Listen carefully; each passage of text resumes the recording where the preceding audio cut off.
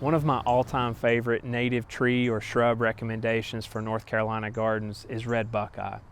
This plant is so versatile and will work just about in any growing region throughout North Carolina. It's highly adaptable to many different types of soils, it's low maintenance, and it's long-lived. It also has the added benefit of being highly attractive, not only to gardeners, but for pollinating wildlife like butterflies, moths, and hummingbirds. In this segment for the Extension Gardener, we're going to talk all about buckeye and how to grow it.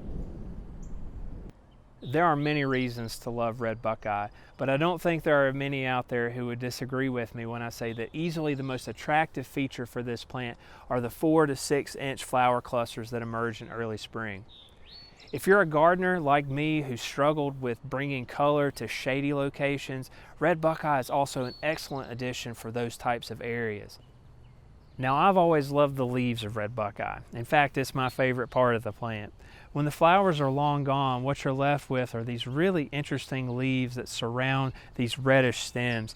Even when the flowers are gone, this is a plant that's still attractive, it's still interesting, and will naturally draw people to it. As far as growing red buckeye goes, this is a plant that can pretty much take anything that you want to throw at it.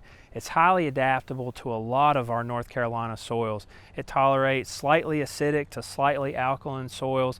It does appreciate a little bit more soil moisture, and where I've seen red buckeye struggle are in really wet, waterlogged soils and really dry, sandy, droughty soils. That said, I have seen red buckeye and beautiful specimens grown in sandier soil types as long as they have supplemental irrigation. So if you live in the sandhills or out on the coast and you're considering this plant, I definitely would factor in some supplemental irrigation during the hot, dry times of the summer. Even if it's listed as a partial shade plant, it will do okay in full sun. Now, if you put this shrub in full sun, there are a couple of things that you should expect. First of all, by mid-August, the leaves of red buckeye will really start to look ragged.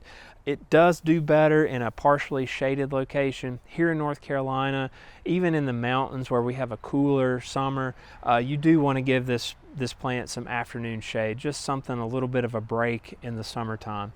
Red buckeye will always be one of those plants that's a staple in any of the gardens that I have.